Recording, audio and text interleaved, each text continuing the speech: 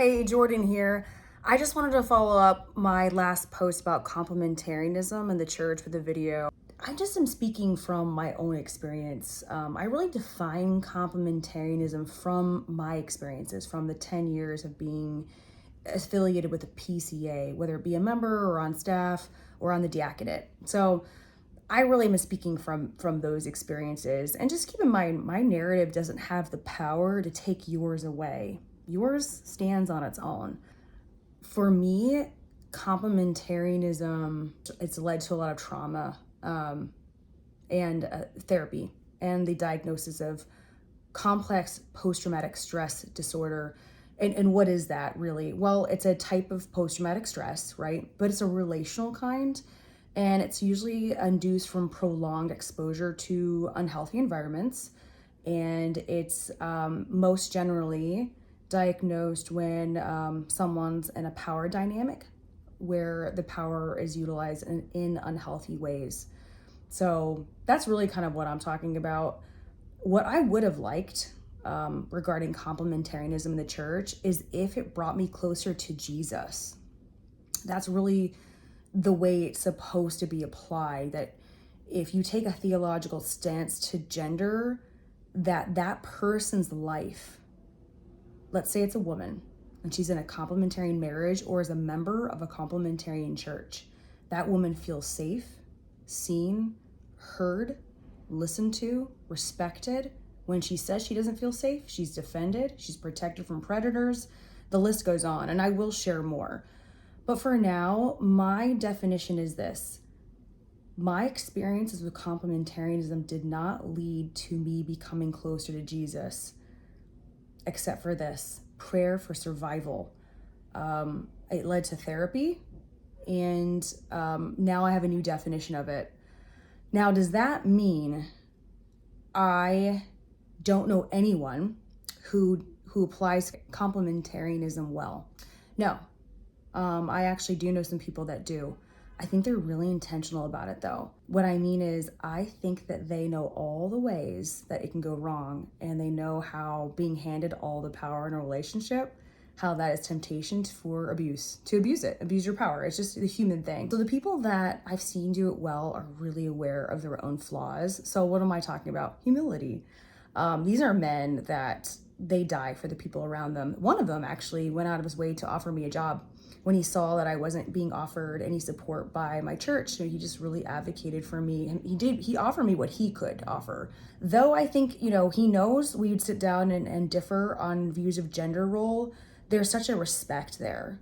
And I think he has my respect because of the way he treats people. So if you're complementarian and you're my friend, it's because I see it's working. You're doing a great job doing what you're doing. My request, if you're complementarian, is, like I said in my post, do it with caution. Like, know all the dark corners of it. You have to understand the dynamic.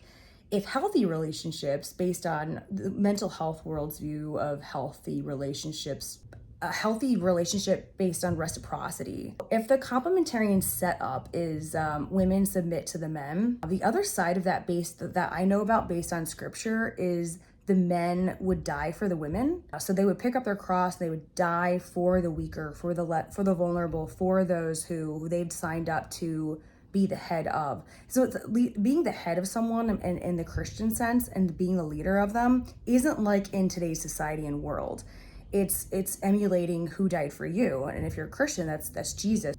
If you're a complementarian leader and you signed up to be the head of a woman, you're not doing that in your own name. You're doing, the way I understand the theology, you're doing it in the name of the one who showed you how to be a leader.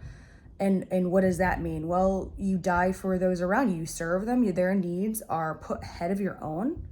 It's a huge calling. My experience of complementarianism is this: women are expected to follow their end of the bargain, so to speak. And the men, being a leader really I have not seen it cost them much. The men that I work with, really high paying salaries, they live very comfortable lives.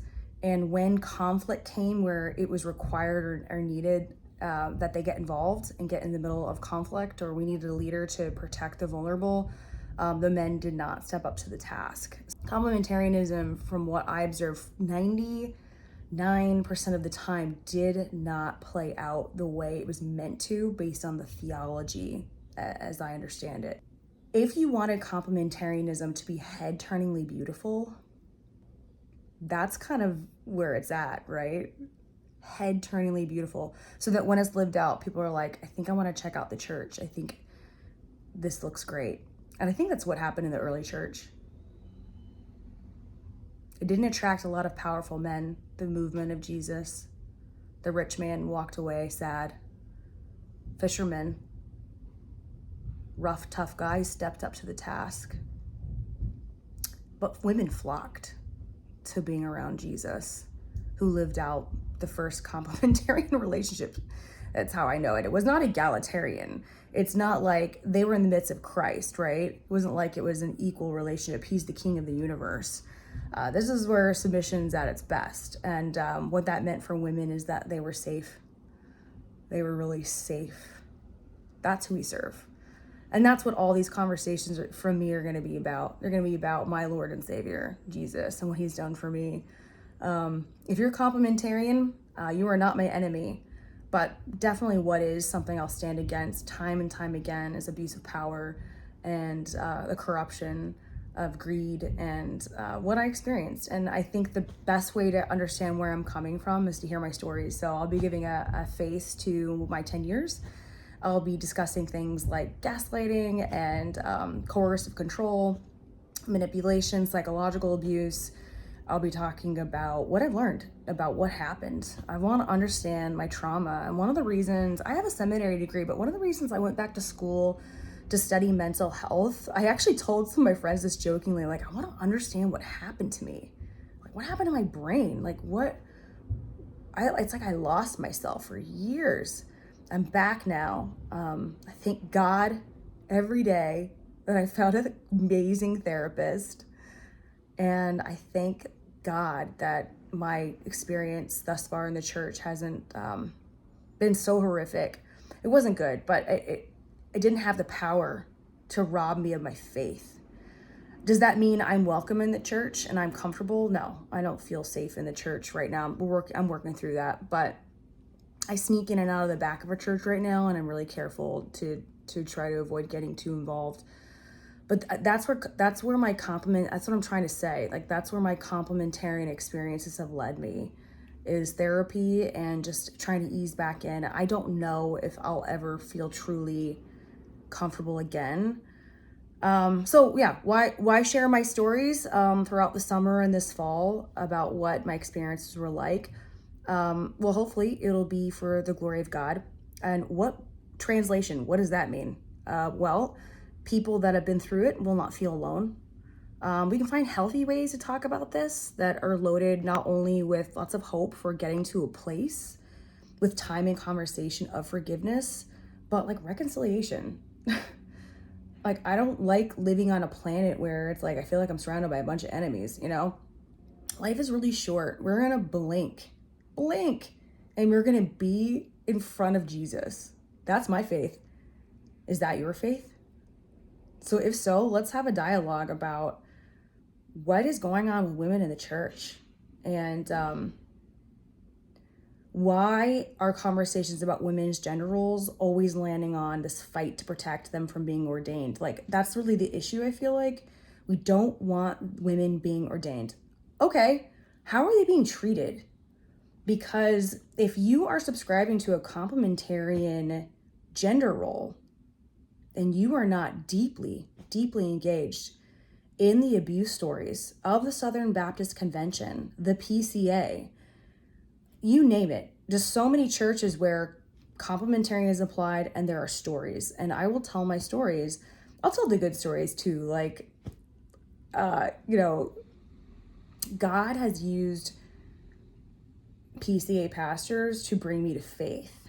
And I love many aspects of my quite reformed faith, actually. And what do I mean by that? Well, I'll go into that more in another video, but for me, it's justification by faith and faith alone. I got that from my 10 years in the PCA. I love that. So I think if I'm going to be really loud about the things that didn't go right, and you should, because fighting against things that are not good should happen in the church, but I'll be fair. I'll talk about the things that were really great, and I'll shout about those just as loud. But to answer the question that someone sent me, again, we try and answer this question. What do you mean complementarianism doesn't point to the gospel? When you have the majority of people in complementarian relationships doing their role and the other half not, there's not reciprocity that I've seen. It's a counterfeit experience. It's a counterfeit relationship. It's unsustainable for on the receiving end of that dynamic. That's what I'm going to tell my stories for. It was mental health wise and spiritually, it was absolutely unsustainable. I think complementarianism is lasting though, because when half of the group is silenced and when they speak, their voice really doesn't matter. That's how complementarianism has gone wrong. It's not that that's complementarianism. That's how it's been used as a cover for all types of abuse.